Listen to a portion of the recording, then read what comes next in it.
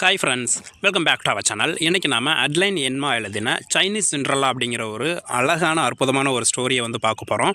இது இந்த ரைட்டருடைய ஒரு சுயசரிதை அப்படின்னு சொல்லலாம். அவங்களுடைய ஒரு பயோகிராஃபியை தான் வந்து எழுதியிருப்பாங்க. அவங்களுடைய வாழ்க்கையில் நடந்த விஷயங்களை நமக்கு வந்து பார்த்தோம் அப்படின்னா ஒரு கதையாக எழுதி நமக்கு வந்து கொடுத்துருப்பாங்க.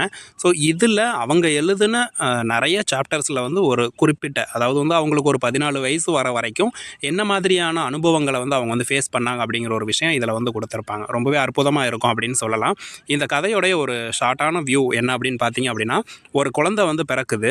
அந்த குழந்தை பிறக்கும் போதே அவங்க அம்மா இறந்துடுறாங்க. ஸோ அப்படி அவங்க அம்மா இறந்துறதுனால அந்த குழந்தைய எல்லாருமே வந்து ஒரு துரதிர்ஷ்டசாலி அப்படின்னே சொல்கிறாங்க. அன்லக்கி ஃபெல்லோ அப்படின்னு சொல்கிறாங்க.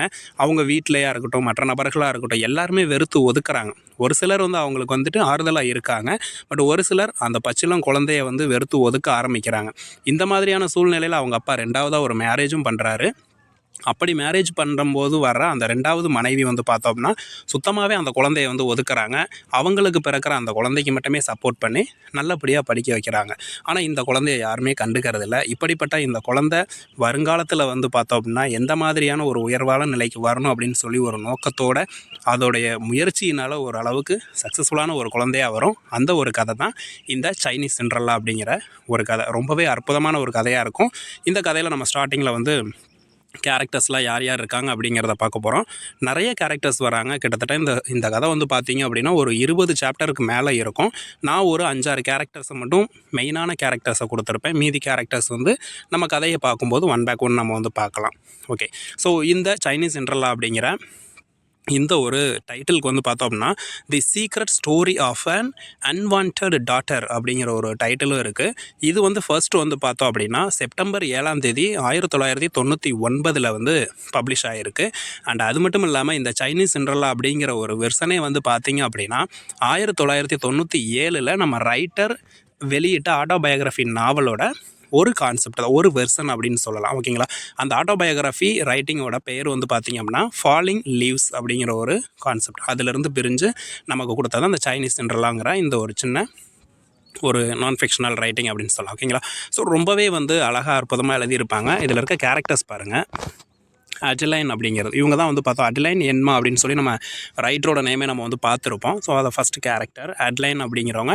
அண்ட் இவங்க தான் இந்த கதையோட ப்ரொட்டகனிஸ்ட், ஒரு ஹீரோயின் அப்படின்னு வச்சுக்குவோம். அண்டு நரேட்டர், இந்த கதையை சொல்கிறவங்களும் இவங்க தான். ஆட்டோபயோகிராஃபி நாவல் இவங்க தான் வந்து சொல்கிறாங்க.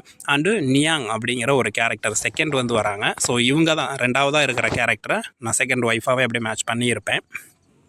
ஸோ நியாங் அப்படிங்கிற இந்த பெண் தான் வந்து பார்த்தோம் அப்படின்னா இவங்களை இந்த அட்லைனோட அப்பா வந்து 2வதாக திருமணம் பண்ணிக்கிறாங்க. இவங்கள ரொம்பவே வந்து ஒரு அப்யூசிவான ஒரு கேரக்டர், கொடுமை பண்ணுற ஒரு கேரக்டர்னு வச்சுக்குவோம். அண்ட் தேர்ட் ஒன்னா ஃபாதர், அட்லைனோட ஃபாதர் அண்ட் கிராண்ட் ஃபாதர் இஇ அப்படிங்கிற பர்சன் அண்ட் கிராண்ட் மதர். நீங்கள் வந்து இந்த பெயர் வந்து உங்களால் ப்ரொனவுன்ஸ் பண்ண முடியல, இல்லைன்னு ஞாபகம் இல்லைன்னா grandfather and grandmother அப்படின்னு ஞாபகம் வச்சுக்கோங்க. இவங்க 2 பேருமே வந்து அந்த அட்லைனோட அப்பாவோடைய அப்பா அண்ட் அம்மா அப்படின்னு வச்சுக்குவோம். நம்ம வீட்டில் இருப்பாங்களே தாத்தா பாட்டி, அந்த மாதிரி நம்ம வச்சுக்குவோம். அண்டு ஊச்சின் மீ அப்படிங்கிற ஒரு கேரக்டர், இவங்க வந்து நம்ம அட்லைன் வந்துட்டு ஷாங்காயில் இருக்கும்போது பெஸ்ட்டான ஃப்ரெண்டாக இருந்திருப்பாங்க, ஸ்கூல் ஃப்ரெண்ட் அப்படின்னு வச்சுக்கோங்க. ஓகேங்களா, இவங்களை மட்டுமே நான் ஏன் கேரக்டராக வச்சுருக்கேன் அப்படின்னா இதில் நமக்கு வந்து அட்லைன் வந்து ஹீரோயினாக இருக்கிறாங்க. நியாங் வந்து அவங்க ஸ்டெப் மதர், ஓகேங்களா, சித்தி அவங்க. And grandmother, grandfather, இவங்க எல்லாமே கொஞ்சம் பாசமாக இருக்கக்கூடிய கேரக்டர்ஸ். அண்டு ஊ சின்மி அப்படிங்கிறவங்களும் பாசமாக இருக்கிறவங்க. மீதி இந்த கதையில் வர நிறைய கேரக்டர்ஸ் வந்து நம்ம அட்லைனை வந்து வெறுத்து ஒதுக்கிற பர்சன்ஸாக தான் இருப்பாங்க. ஓகே, ஸோ அந்த ஸ்டோரியோட ஷார்ட்டான சம்மரி நம்ம வந்து பார்த்துருவோம். சைனீஸ் சிண்ட்ரெல்லா அப்படிங்கிற இந்த ஒரு ஸ்டோரி வந்து பார்த்திங்க அப்படின்னா அட்லைனுடைய ஒரு சின்ன வயசு குழந்தை, ஓகேங்களா. ஸோ ஒரு சின்ன குழந்தையில இருந்து 14 வயசு வரைக்குமே வந்து வளரக்கூடிய சிச்சுவேஷனை சொல்கிற மாதிரியான இந்த கதை வந்து பார்த்திங்க அப்படின்னா ரொம்ப அற்புதமாக இருக்கும். ஓகே, நான் அதிகமாக சொல்லிட்டோமா? ஓகே, ஸோ அட்லைன் வந்து பார்த்தோம் அப்படின்னா டியான்ஜின் அப்படிங்கிற ஒரு பிளேஸில் வந்து சைனாவில் வந்து பிறக்கிறாங்க. ரொம்ப ரொம்ப வசதியான, ரொம்ப பணக்காரங்க. அவங்க அப்பா வந்து பார்த்தோம்னா ரொம்ப ரிச்சஸ்டான ஒரு பர்சன், பிஸ்னஸ் மேன் தான். அப்படி இருக்கிற அந்த நபருக்கு வந்து 5வது குழந்தையாக வந்து பார்த்தோம்னா அட்லைன் வந்து பிறக்கிறாங்க. அப்படி பிறக்கும்போதே அவங்க அம்மா வந்து பார்த்தோம் அப்படின்னா அந்த பர்த் காம்ப்ளிகேஷன் சொல்லுவோம், ஓகேங்களா. ஒரு அந்த பிரசவத்தும் போது ஏற்படுற சில சிக்கல்னால பார்த்தோம்னா அவங்க அம்மா வந்து இறந்துடுறாங்க. அப்படி இறந்துறவும் வந்து பார்த்தோம்னா அட்லைனை வந்துட்டு பேட் லக் அப்படின்னு சொல்கிறாங்க. இந்த குழந்தை வந்து இது பேட் லக்கானது, இது பிறக்கும் போதே அவங்க அம்மா இறந்துட்டாங்க, ஸோ இது ஒரு பேட் லக்கான குழந்தை அப்படின்னு சொல்லி எல்லாருமே வந்து பேச பண்ணுறாங்க. அப்படி தான் வந்து இந்த அட்லைனுடைய பிறப்பு இருக்குது. இப்படி இருக்கிற டைமில் வந்து பார்த்தோம் அப்படின்னா அவங்க ஃபாதர் வந்து அந்த அட்லைனோட ஃபாதர் பார்த்தீங்களா, கொஞ்ச நாள் கழித்து வந்துட்டு ஒரு half Chinese and half French, அதாவது அந்த அந்த பெண் வந்து பார்த்தோம்னா சைனீஸும் இல்லை ஃப்ரெஞ்சும் இல்லை, அப்படிப்பட்ட ஒரு பெண்ணை வந்து கல்யாணம் பண்ணுறாங்க. அப்படி கல்யாணம் பண்ணுற பொண்ணு தான் யாருன்னா நியாங் அப்படிங்கிறவங்க.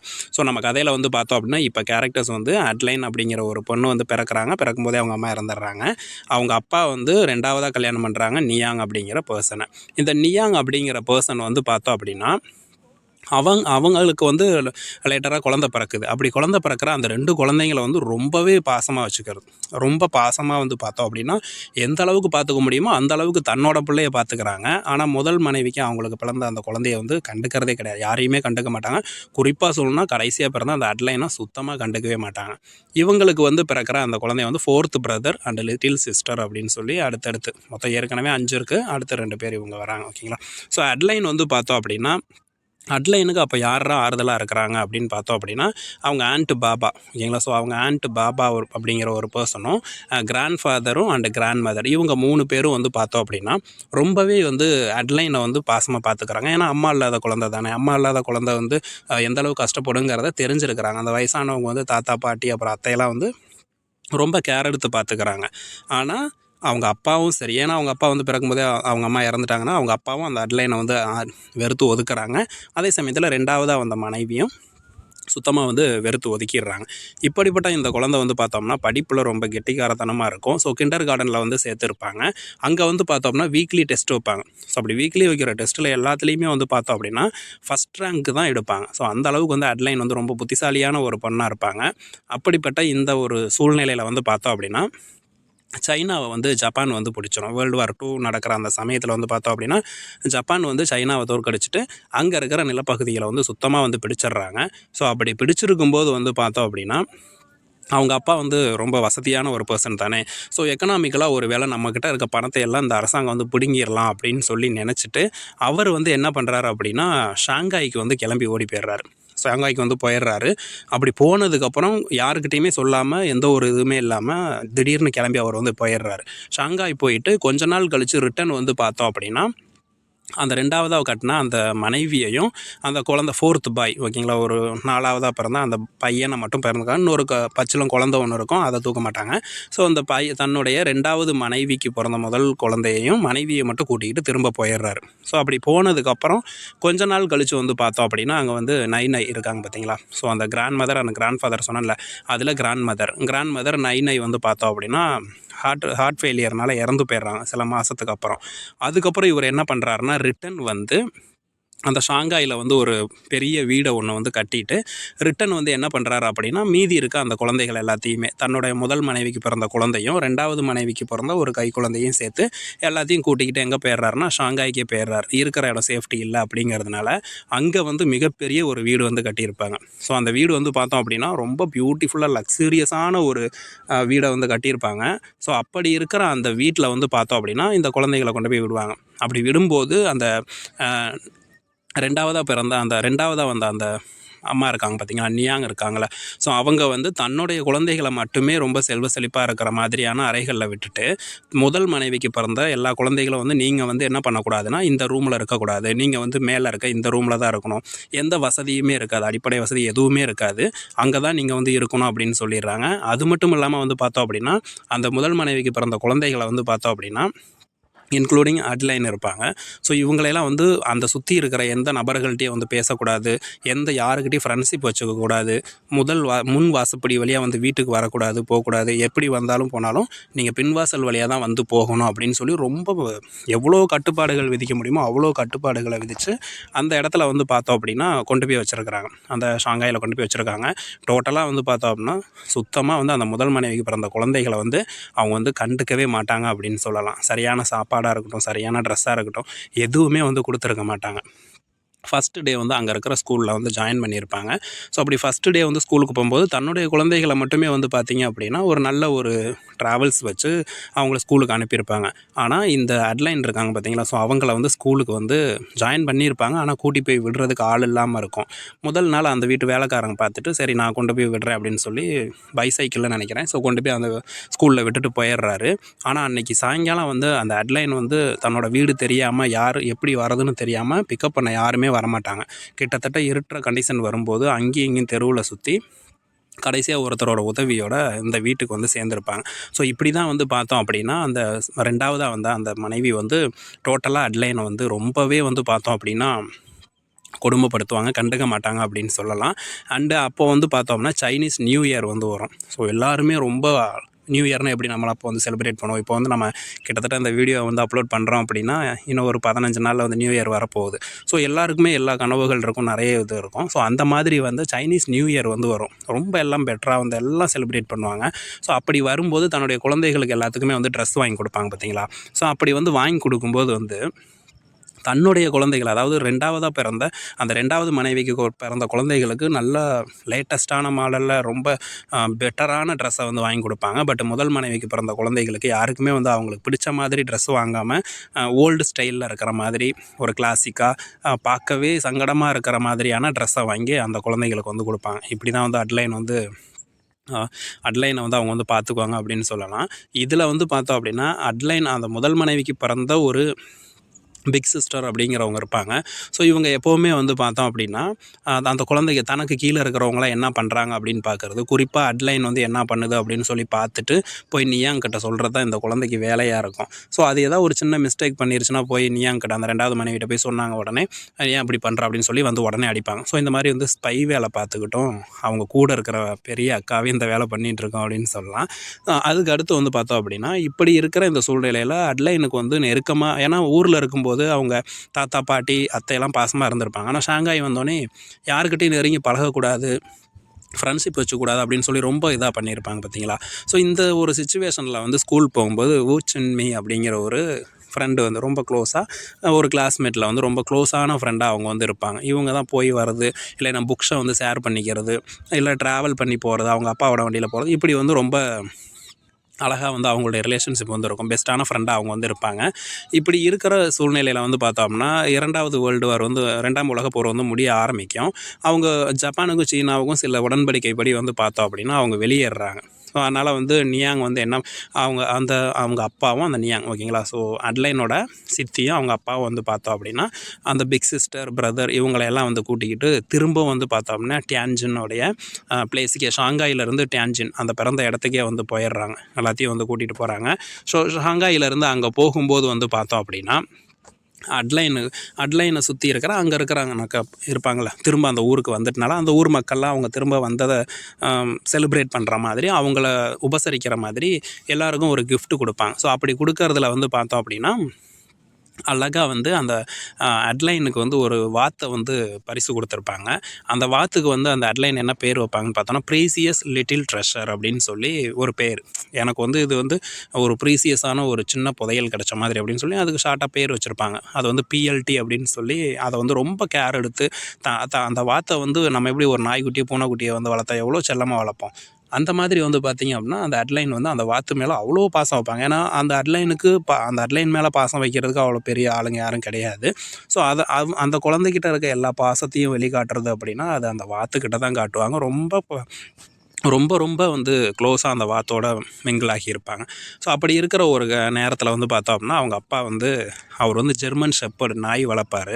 ஸோ அந்த நாயை வந்து ட்ரைனிங் பண்ணிக்கிட்டு இருப்பாங்க, அட்டாக் பண்ணுறது இப்படி இந்த மாதிரி ட்ரைன் பண்ணும்போது அவங்க அப்பா நினைக்கிறாரு நம்ம நாய் வந்து கரெக்டாக அட்டாக் பண்ணுதா, சொல்கிறத கேட்குமா அப்படிங்கிறத செக் பண்ணணுங்கிறதுக்காக வந்து பார்த்தோம் அப்படின்னா அட்லைன் வளர்க்குற அந்த வாத்தை வந்து அட்டாக் பண்ணு அப்படின்னு சொல்லி அந்த நாய்க்கு வந்து கமாண்ட் கொடுப்பாரு.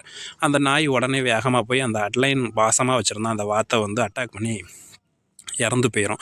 இதை பார்த்து வந்து அட்லைன் வந்து ரொம்ப அப்படியே பதட்டமாகி பயந்துருவாங்க. சின்ன குழந்தை தானே, என்னடா இவ்வளோ கொடூரமாக இருக்காங்களே நம்ம அப்பா அப்படின்னு சொல்லி, இது மாதிரி நம்மளையும் பண்ணிட்டா எப்படி இருக்கும் அப்படின்னு சொல்லி ரொம்ப பயந்து போயிருப்பாங்க. இப்படி இருக்கிற சூழ்நிலையில் அவங்க அந்த அட்லைனோட முன்னாடி பிறந்தவர் இருப்பாங்களே, பிக் சிஸ்டர் இருக்காங்களே, அவங்களுக்கு வந்து திருமணம் பண்ணி கொடுப்பாங்க. பொண்ணு பிறந்த அந்த ஃபஸ்ட்டு குழந்தை, ஓகேங்களா, அவங்களுக்கு வந்து திருமணம் பண்ணி கொடுப்பாங்க.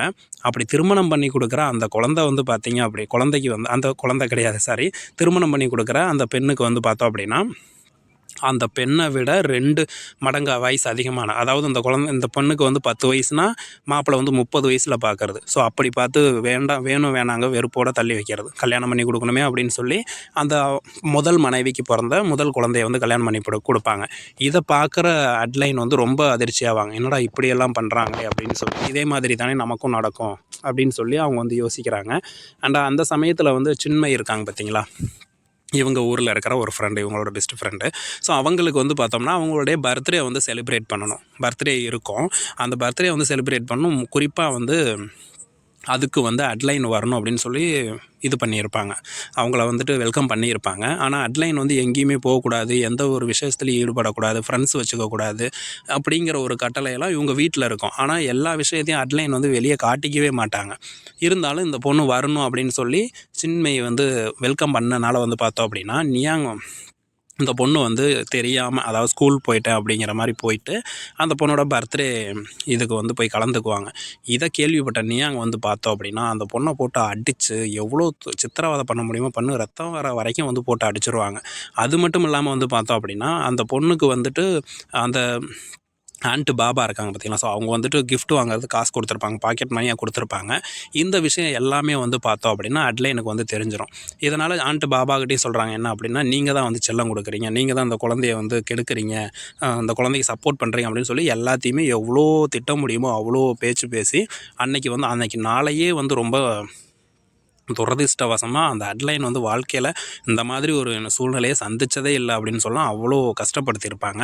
அண்டு அட்லைன் வந்து பார்த்தோம் அப்படின்னா இந்த சூழ்நிலையில் வந்து அவங்க படிக்கிற இடத்துல வந்து பார்த்தோம் அப்படின்னா டெமோக்ரட்டாக, ஓகேங்களா, ஸ்டூடெண்ட்டோட பிரசிடெண்ட்டாக வந்து அட்லைனை வந்து செலக்ட் பண்ணுவாங்க. அந்த சூழ்நிலையில் ஸ்கூலில் வந்து தலைவராக வந்து தேர்ந்தெடுத்திருப்பாங்க.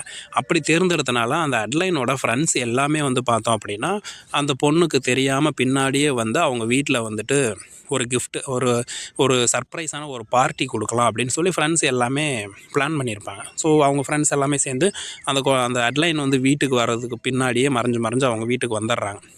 அப்படி வந்த உடனே வந்து அட்லைனை பொறுத்த வரைக்கும் பார்த்தோம்னா ரொம்ப இங்கே பொறுமையாக இருக்கிறாங்க, நல்ல ஒரு கேரக்டர், அவங்க வீட்லேயும் அப்படி தான் இருப்பாங்க அப்படின்னு நினச்சா அவங்க ஃப்ரெண்ட்ஸ் எல்லாம் வருவாங்க. ஆனால் அந்த ஃப்ரெண்ட்ஸுக்கு எனக்கு வந்து யாருக்குமே தெரியாது அவங்க வீட்டில் இவ்வளோ டார்ச்சர் அந்த பொண்ணை அனுபவிச்சுட்டு இருக்கு அப்படின்னு சொல்லி. அவங்க உள்ளே வந்தோடனே வந்து பார்த்தோம்னா நியாங் இருக்காங்கள்ல, அந்த சித்தி இருக்கா பார்த்தீங்களா, ஸோ அவங்க வந்து டோட்டலாக வந்து பார்த்துட்டு என்னடா அவ்வளோ கும்பலாக இருக்குது, எதுக்கு இத்தனை பேர் வந்தீங்க அப்படின்னு சொல்லி எவ்வளோ வேகமாக கத்த முடியுமோ அவ்வளோ வேகமாக கத்தி இங்கே யாருமே இருக்கக்கூடாதுங்கிறது எல்லாம் போங்க அப்படின்னு சொல்லி எல்லாத்தையும் விரட்டி விட்டுட்டு அட்லைனை பிடிச்சி எவ்வளோ அடிக்க முடியுமோ அடித்து அப்படியே பார்த்தாவே கண்ணுக்கு தெரியும். அதாவது ஒரு சிலர் அடித்தோம்னா முதுகில் அடிக்கிறது, உடம்புல மற்ற பக்கத்தில் அடித்தோம்னா வெளியில் பார்க்க அந்த காயமே தெரியாது. ஆனால் அந்த பொண்ணை பார்த்தாவே தெரியும் அடி வாங்கின மாதிரி, கன்னத்தில் விரல் பதிஞ்சிருக்கிறது, கையில் கீறல் இருக்கிறது, காலில் காயம் இருக்கிறது, இந்த மாதிரி பார்த்தாவே தெரியும். இவ்வளோ அடி வாங்கியிருக்கே அப்படின்னு சொல்லி பார்த்தாவே தெரிகிற மாதிரி போட்டு அந்த அளவுக்கு போட்டு அடிச்சிருப்பாங்க. அடித்து மட்டும் கிடையாது, அங்கங்கே வந்து ரத்தமே கசிய ஆரம்பிக்கும். அந்த அளவுக்கு அட்லைனை போட்டு அந்த சித்தி வந்து அடிச்சிருவாங்க. இதுக்கெல்லாம் காரணம் என்னென்னா பார்ட்டி எப்படி நீ வைக்கலாம் அப்படிங்கிற மாதிரி அந்த குழந்தைய போட்டு அவ்வளோ அடிக்கிறது. ஸோ இவ்வளோ கஷ்டப்பட்டுருப்பாங்க. அண்டு இதையெல்லாம் பார்த்துட்டு வந்து பார்த்தோம்னா நியாங் வந்து யோசிக்கிறாங்க.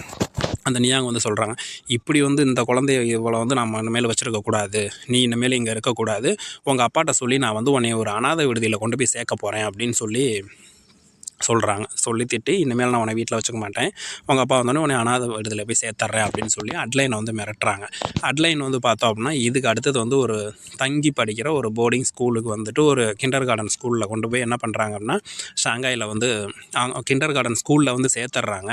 ஏன் அப்படின்னா அப்போதைக்கு வந்து மறுபடியும் வந்து ஜப்பானில் அவங்க இருக்கிற பகுதியில் வந்து ஒரு சிவில் வார் மாதிரி நடக்க ஆரம்பிச்சிடும், ஓகேங்களா. ஸோ அப்படி நடக்கிறதுனால எல்லோரும் இந்த ஊரை விட்டு போயிடலாம் அப்படின்னு சொல்லி அந்த அவங்க சித்தி ஓகேங்களா, 2வது அம்மா இருக்காங்களா அவங்க, அவங்க அப்பா, அப்புறம் குழந்தை, அவங்களோட குழந்தை, இவங்கள கூட இருக்க எல்லாத்தையும் கூட்டிக்கிட்டு போயிடுறாங்க.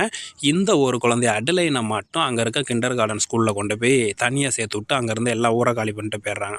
அங்கேயும் பார்த்தீங்க அப்படின்னா அந்த ஒரு கிண்டர் கார்டன் ஸ்கூலில் இருக்கிற எல்லா குழந்தையும் அவங்க அப்பா அம்மா கூட்டிகிட்டு போயிடுவாங்க, சொந்தங்கள் எல்லாருமே கூட்டிகிட்டு போயிடுறாங்க. ஆனால் அடிலைன் மட்டும் யாருமே இல்லாமல் அனாதையாக அந்த ஒரு கிண்டர் கார்டன் ஸ்கூலில் இருப்பாங்க. ஆனால் அங்கே இருக்கிற ஒரு சில நன்னு இருக்காங்க பார்த்தீங்களா, பாதிரியார் கன்னியாஸ்திரிகள்னு சொல்லுவோம்ல, ஸோ அவங்க வந்து பத்திரமா அட்லைனை வந்து பார்த்துக்கிறாங்க. அப்படி இருக்கிற சூழ்நிலையில் நியாங்கோட சிஸ்டர், அந்த கொடுமைப்படுத்துகிற அம்மா இருக்குதுல்ல, அந்த அம்மாவோட தங்கச்சி இருப்பாங்க, ஆண்ட் ரெயின் அப்படின்னு சொல்லியிருப்பாங்க. அவங்க ரொம்பவே சாந்தமான ஒரு கேரக்டராக இருப்பாங்க. அவங்களும் அவங்களுடைய ஹஸ்பண்டும் சேர்ந்து பார்த்தோம் அப்படின்னா அவங்க ஹஸ்பண்ட் இருப்பாங்க, ப்ளஸ் வந்து அவங்களுக்கு கிளவுடின் அண்ட் விக்டருங்கிற 2 குழந்தைங்களும் இருப்பாங்க. இவங்க அடிலைன் அங்கே இருக்கிற விஷயத்தை தெரிஞ்சுக்கிட்டு, சரி வாமா நாங்கள் வந்து ஹாங்காங் போகிறோம், ஷிப்பில் போகிறோம், நாங்கள் உன்னை பார்த்துக்குறோம் அப்படின்னு சொல்லி அட்லைனை வந்துட்டு ஹாங்காங்க்கு வந்து அந்த ஷிப்லேயே வந்து கூட்டி போகிறாங்க. ஆனால் ஹாங்காங்கில் தான் அங்கே இருக்கிறாங்க யாருன்னா நியாங், இவங்களுடைய சித்தி, அவங்க அப்பா எல்லாமே அங்கே இருக்கிறாங்க. ஓகே, ஷிப்பில் கூட்டி போகிறாங்க. இந்த ஷிப்பில் போகிற ஒரு வாரமும் வந்து பார்த்தோம் அப்படின்னா ரொம்பவே வந்து கைண்டாக எவ்வளோக்கு எவ்வளோ ஹாப்பியாக இருக்க முடியும் அவ்வளோக்கு எவ்வளோ ஹாப்பியாக இருப்பாங்க. ஏன் அப்படின்னா இவங்க வந்து அந்த அளவுக்கு வந்து அட்லைனை வந்து ரொம்ப பத்திரமா அழகாக வந்து பார்த்துக்கிறாங்க, வேணுங்கிறத வாங்கி கொடுத்து செய்கிறாங்க. அட்லைனோட பேரண்ட்ஸ் வந்து பார்த்தோம் அப்படின்னா ஷாங்காய்க்கு வந்து ஏற்கனவே வந்து போயிடுறாங்க. இங்கே வந்துட்டு கம்யூனிஸ்ட்டுக்குள்ளே பிரச்சனை இருக்குது அப்படிங்கிறதுனால அங்கே வந்து போயிடுறாங்க. அண்ட் அட்லைன் வந்து பார்த்தோம் அப்படின்னா ஆண்ட் ரைன் அப்படிங்கிறவங்க வந்து அந்த அத்தை கூட்டிகிட்டு போகிறாங்க பார்த்தீங்களா, அவங்க வந்து ரொம்பவே கேர் எடுத்து ரொம்ப சந்தோஷமாக வந்து பார்த்துக்கிறாங்க, கைண்டாக இருக்காங்க அப்படிங்கிறதையும் அடலைன் வந்து சொல்லியிருப்பாங்க. அண்டு லேட்டராக வந்து பார்த்தோம் அப்படின்னா அங்கேயே வந்து இவங்க ஆண்ட் ரைன் கூட்டி போயிட்டு அவங்க ஃபேமிலியோட சேர்த்துறாங்க. நீங்க கொடுமைப்படுத்துகிறாங்க பார்த்தீங்களா, அவங்களோடய கொண்டு போய் அடலைனையும் கொண்டு போய் விட்டுறாங்க. அண்டு அடலைன் அங்கே வந்துட்டனால அடலைன் வந்து அந்த நியாங் வந்து என்ன பண்ணுறாங்க அப்படின்னா ஹாங்காங்கில் இருக்கிற ஒரு போர்டிங் ஸ்கூலில் சேர்த்து விட்டுறாங்க. மறுபடியும் கூட வச்சுக்கிறதே கிடையாது, எப்போ போனாலும் எங்கேயாவது ஹாஸ்டலில் சேர்க்குறது, எங்கேயாவது கொண்டு போய் தள்ளிடணும் அப்படின்னே கொண்டு போய் என்ன பண்ணுறாங்கன்னா ஹாங்காங்கில் ஒரு போர்டிங் ஸ்கூலில் சேர்த்துட்றாங்க. அண்டு ஃபாதர் வந்து பார்த்தோம் அப்படின்னா ப்ராப்பராக வந்துட்டு ஓகேங்களா, அவங்க அப்பா கூட என்ன பண்ணுறாங்கன்னா அட்லைனுக்கு வந்துட்டு அந்த குழந்தைக்கு அந்த பொண்ணுக்கு தேவையான ஃபிட்டிங்கான சரியான கிளாத்து ட்ரெஸ்ஸு வாங்கி கொடுக்கறதே கிடையாது. அதுக்கு என்னமோ கடமைக்கு நானும் உனக்கு ட்ரெஸ் வாங்கி தரேன் அப்படின்னு சொல்லி தான் வாங்கி கொடுக்கறது, அப்படி தான் இருப்பாங்க. இந்த சூழ்நிலையில் வந்து ஓரளவுக்கு வந்து ஒரு 13-14 வயசு நெருங்குற சூழ்நிலையில் அவங்க இருப்பாங்க. அப்போ வந்து கேட்குறாங்க, நான் வந்து இங்கிலாந்துக்கு வந்து படிக்க போகிறேன், என்னை இங்கிலாந்தில் சேர்த்து விடுங்கப்பா அப்படின்னு சொல்லி ரொம்ப கெஞ்சி கேட்பாங்க. ஏன்னா படிப்பில் ரொம்ப கெட்டிகாரமாக இருப்பாங்க. அண்ட் இவங்க வந்து அவங்க வந்து ஸ்கூல் ஸ்டடீஸ் எல்லாமே வந்து பெட்டரான ஃபஸ்ட் ரேங்க்லேயே தான் வந்திருப்பாங்க. அதனால் நான் நல்லா படிக்கிறேன், என்னை கொண்டு போய் இங்கிலாண்டில் என்னோடய பிரதர் அங்கே இருக்கிறாங்க, அவங்களோட என்னையும் கொண்டு போய் சேர்த்துருங்க அப்படின்னு சொல்லி கேட்குறாங்க. ஆனால் இவர் வந்து அதெல்லாம் முடியாது அப்படின்னு சொல்லி அவங்க வந்து இது பண்ணுறாங்க. அந்த சூழ்நிலையில் வந்து பார்த்தோம்னா அடிலைனுக்கு வந்துட்டு நிமோனியா காய்ச்சல் வர ஆரம்பிச்சிருது. காய்ச்சல் வந்தனால ஹாஸ்பிட்டலைஸ்டாக, அதாவது வந்துட்டு படுத்த படுக்கை ஆகிறாங்க. ஆனால் ஒரு சில வாரங்களில் வந்து மறுபடியும் வந்து க்யூர் ஆகி ரெஸ்ட் எடுத்து திரும்ப வந்து வீட்டுக்கு வராங்க. ஸோ இப்படி இருக்கிற அந்த சமயத்தில் வந்து பார்த்தோம் அப்படின்னா அவங்களுடைய 3வது பிரதர் ஓகேங்களா, 3வது பிரதர் அப்புறமேட்டு இருக்காங்கள்ல, ஸோ அவங்க கிராண்ட்ஃபாதர் இவங்க எல்லாமே வந்துட்டு சேர்ந்து அவங்களோட பேசிகிட்டு இருக்கிறாங்க. இது மாதிரி வந்து அந்த அட்லைன் வந்து படுத்திருக்கும்போது கொஞ்சம் ரெக்கவர் ஆகிருக்கும்போது அவங்கள்ட்ட வந்து பேசுகிறாங்க. இவ்வளோ நாள் வந்து அட்லைன் வந்து யாருக்கிட்டையும் மனசு திறந்து பேச மாட்டாங்க, தனக்கு நேர்ந்த எந்த விஷயங்களையும் ஷேர் பண்ணவே மாட்டாங்க. கெட்ட செய்திகளாக இருக்கட்டும், கஷ்டத்தை யார்கிட்டையுமே வந்து சொல்லியிருக்க மாட்டாங்க. பட் ஃபர்ஸ்ட் டைமாக இவங்க அந்த 3rd பிரதர்கிட்டையும் கிட்டேயும் வந்து அவங்களுடைய மனசுக்குள்ளே இருக்க எல்லா விஷயத்தையுமே வந்து சொல்கிறாங்க. அந்த அளவுக்கு நான் வந்து எதிர்காலத்தில் என்ன பண்ண போகிறேன், என்னோடய ஃப்யூச்சர் எப்படி இருக்க போகுது அப்படின்னு சொல்லி ரொம்பவே வந்து ஒரு பெயின்ஃபுல்லான வார்த்தைகளோட ரொம்ப கவலையோடு வந்து அவங்க வந்து பேசியிருப்பாங்க. ஸோ அப்படி இருக்கிற அந்த சூழ்நிலையில் அட்லைன் வந்து முடிவு பண்ணுறாங்க, நான் வந்து ஒரு இன்டர்நேஷ்னல் லெவலில் நடக்கிற ஒரு ப்ளே ரைட்டிங் கான்டெஸ்ட்டில் நான் வந்து கலந்துக்க போகிறேன், அதில் நான் வந்து எழுத போகிறேன் அப்படின்னு சொல்லி அவங்க வந்து சொல்கிறாங்க. அந்த ப்ளேயில் வந்து பார்த்தோம் அப்படின்னா ஹீரோயினாக இவங்க தான், அதாவது இந்த அட்லைன் வாழ்க்கையில் நடந்த இந்த விஷயங்களை அப்படியே நான் வந்து கதையாக எழுத போகிறேன் அப்படின்னு சொல்லி அவங்கள்ட்ட வந்து சொல்கிறாங்க. அதே மாதிரி அந்த கதையை வந்துட்டு தன்னோட வாழ்க்கையில் நடந்த எல்லா விஷயத்தையும் அதை வந்து அப்படியே கதையாகவே எழுதுகிறாங்க. அதை வந்து இருக்காங்களே அவங்க கிராண்ட்ஃபாதர், அவங்களுக்கு வந்து பார்த்தோம் அப்படின்னா அவங்களுக்கு வந்து டெடிகேட்டும் பண்ணுறாங்க. டெடிகேட் பண்ணிவிட்டு அதை ஜட்ஜஸ்க்கு வந்து அனுப்பியும் வச்சிடுறாங்க. பட் வந்து அது வந்து அனுப்பி பார்த்தோம் அப்படின்னா அதை பற்றி எதுவுமே இவங்க கண்டுக்கிறது கிடையாது. கண்டுக்காமல் விட்டுருவாங்க. டெட்லைன் வந்து கிட்டத்தட்ட 6 மாதம் ஆயிரும். இந்த ஒரு டைமில் வந்து பார்த்தோம் அப்படின்னா அந்த கிராண்ட் ஃபாதர் வந்துட்டு இறந்துடுறாங்க. ஆனால் கிராண்ட் ஃபாதர் இறக்கும்போது வந்து பார்த்தோம் அப்படின்னா அட்லைன் தான் போய் அந்த ஃபியூனரல் இறுதி சடங்கு போய் அட்டன் பண்ணுறாங்க. அண்டு இவங்க குடும்பத்தில் இருக்கிற முக்கியமான நபர்னால் இவங்களுக்கு சப்போர்ட் பண்ண ஒரு பர்சன் அப்படின்னா கடைசியாக இந்த தான் வந்து இருந்திருப்பாங்க அட்லைனுக்கு வந்து. பட் அவங்களும் வந்து இறந்துறதுனால இந்த பொண்ணுக்கு மிகப்பெரிய ஒரு லாஸாக இருக்கும். தன்னோட வாழ்க்கையில் எல்லாத்தையுமே இழந்த மாதிரி அட்லைன் வந்து ஃபீல் பண்ணுவாங்க. சில நேரங்களில் சில காலகட்டத்தில் கொஞ்ச நாளில் அவங்க அப்பா கிட்ட வந்து பேசுகிறாங்க. என்ன அட்லைன் வந்து பேசுகிறாங்க. ரொம்ப ஆனால் பேசியிருக்கவே மாட்டாங்க அதிகமாக. அப்படி ரொம்ப பயத்தோடு போய் பேசி தான் ஆகணும். இதுக்கு மேலே போனால் நம்ம வாழ்க்கை எப்படி போகணுன்னே தெரியாதுன்னு முடிவு பண்ணி இது மாதிரி அவங்க அப்பாட்ட வந்து கேட்குறாங்க. நான் வந்து இது மாதிரி வந்துட்டு ப்ளே ரைட்டிங் காம்படிஷன் வந்து எழுதியிருக்கேன். இதில் வந்து நான் வந்து வின் பண்ணிடுவேன். நான் வின் பண்ணேன் அப்படின்னா வின் பண்ணுறேன் அப்படின்னா கண்டிப்பாக அதனால் உங்களுக்கும் பெருமை தான், நம்ம ஊருக்கும் பெருமை தான். கண்டிப்பாக நான் வந்து பெரிய அளவில் வந்து சக்ஸஸாக வருவேன். அப்படி நான் வந்துட்டேன் அப்படின்னா அதுக்கு ரிவார்டாக என்ன வந்து நீங்கள் இங்கிலாண்டில் அந்த 3rd பிரதர் படிக்கிற இடத்துலையே என்னையும் கொண்டு போய் சேர்த்து விடுவீங்களா? நானும் வந்து மெடிக்கல் படிக்கணும் அப்படின்னு சொல்லி கெஞ்சி கேட்குறாங்க. அவர் வந்து சொல்கிறார், இது எங்கடா பாஸ் பண்ண போகுது, இது எங்கே ப்ரைஸ் ஆக போகுது, கண்டிப்பாக வந்து நீ ஜெயிச்சேன்னா நான் கண்டிப்பாக உன்னை வந்து சேர்த்துறேன் அப்படின்னு சொல்லி அவரும் வந்து சொல்லியிருப்பாங்க. அதோடு நமக்கு இந்த ஸ்டோரி வந்து கிட்டத்தட்ட முடிகிற மாதிரி இருக்கும். இதோட லாஸ்ட் சாப்டர் வந்து பார்த்தோம் அப்படின்னா அந்த பொண்ணு வந்து அந்த ரைட்டிங் காம்படிஷனில் வந்து ஜெயிச்சாங்களா, வாழ்க்கையில் முன்னுக்கு வந்தாங்களா அப்படிங்கிறது தான். அதுக்கு நம்ம இந்த கதையை கேட்டுக்கிட்டு இருக்கும்போதே உங்களுக்கு தெரிஞ்சிருக்கணும், அவங்க எழுதின அந்த கதையை தான் நம்ம இப்போ வந்து கேட்டுக்கிட்டு இருக்கோம், படிச்சுக்கிட்டு இருக்கோம். அப்போ வாழ்க்கையில் ஜெயிச்சிட்டாங்க அப்படின்னு அர்த்தம். ஃபைனல் சாப்டர் வந்து பார்த்தீங்க அப்படின்னா ஆண்ட்டு பாபாவுக்கு வந்து லெட்டர் வரும். எப்படி லெட்டர் வரும்னா அந்த லெட்டருக்கு ஆண்ட்டு பாபா வந்து ரெஸ்பாண்ட் பண்ணுறாங்க. ஒரு லெட்டருக்கு வந்து அட்லைன் வந்து சிங்கப்பூர்லேருந்து அந்த ஆண்ட்டு பாபாவுக்கு வந்து அனுப்பியிருப்பாங்க. நான் வந்து இங்கிலாந்து போக போகிறேன் அப்படின்னு சொல்லி நடந்த விஷயங்களை ஆண்ட்டு பாபாவுக்கு வந்து சொல்லியிருப்பாங்க. ஆண்ட்டு பாபாவும் ரொம்ப பெருமையாக வந்து உன்னுடைய இந்த சின்ன வயசில் இவ்வளோ கஷ்டப்பட்டிருக்க, எவ்வளவோ விஷயங்களை நீ வந்து மீண்டு வெளியில் வந்திருக்க, கண்டிப்பாக நீ வந்து பார்த்தோம் அப்படின்னா அட்லைன் அப்படிங்கிற அந்த கேரக்டர் வந்துட்டு சைனீஸில் இருக்க சிண்ட்ரெல்லா கேரக்டரோடு நீ வந்து மேட்ச் ஆவ அப்படின்னு சொல்லி ஒரிஜினல் வெர்ஷனான அந்த இங்கிலீஷ் கேரக்டருக்கு சிண்ட்ரெல்லா அப்படிங்கிற அந்த கேரக்டருக்கு ஈவனாக நீ எவ்வளோ கஷ்டப்பட்டிருக்க, கண்டிப்பாக நீ லைஃப்பில் சக்ஸஸ் ஆவ அப்படின்னு சொல்லி அவங்க அந்த லெட்டரை வந்து படிச்சுட்டு இருப்பாங்க. அதோடு இந்த ஃபைனல் சாப்டர் வந்து முடியும். ஸோ ஃபைனலாக வந்து நம்ம சிண்ட்ரெல்லா வந்து சொன்ன மாதிரி அந்த ரைட்டிங் காம்படிஷனில் ஜெயிச்சுட்டு இங்கிலாண்டுக்கும் வந்து படிக்க போயிருப்பாங்க. ஓகே ஃப்ரெண்ட்ஸ், இதோட இந்த வீடியோ முடிஞ்சுது. இதோட கான்செப்ட் என்ன அப்படின்னா நம்ம லைஃப்பில் எவ்வளோ தான் கஷ்டப்பட்டாலும் ஸ்டடீஸ் அப்படிங்கிற ஒரு விஷயத்தை நம்ம தொடர்ந்து முன்னேற்றி கொண்டு போயிட்டுருக்கோம் அப்படின்னா லைஃப்பில் கண்டிப்பாக பெட்டராக வரலாம் அப்படிங்கிற ஒரு கான்செப்டை இதில் வந்து சொல்லியிருப்பாங்க. ரொம்பவே அற்புதமான ஒரு ஸ்டோரி அப்படின்னு நான் படித்ததில் இதையும் நான் வந்து சொல்லலாம். ஸோ இந்த வீடியோ இதோட முடிஞ்சுது. இந்த வீடியோ உங்களுக்கு பிடிச்சிருக்குன்னா லைக் பண்ணி உங்கள் ஃப்ரெண்ட்ஸுக்கு ஷேர் பண்ணுங்கள். அண்டு நீங்கள் நம்ம சேனல் வீடியோ முதலாக பார்க்குறீங்க அப்படின்னா மறக்காமல் சப்ஸ்கிரைப் பண்ணி நம்ம சேனலுக்கு வந்து சப்போர்ட் பண்ணுங்கள். தேங்க்யூ. பாய்.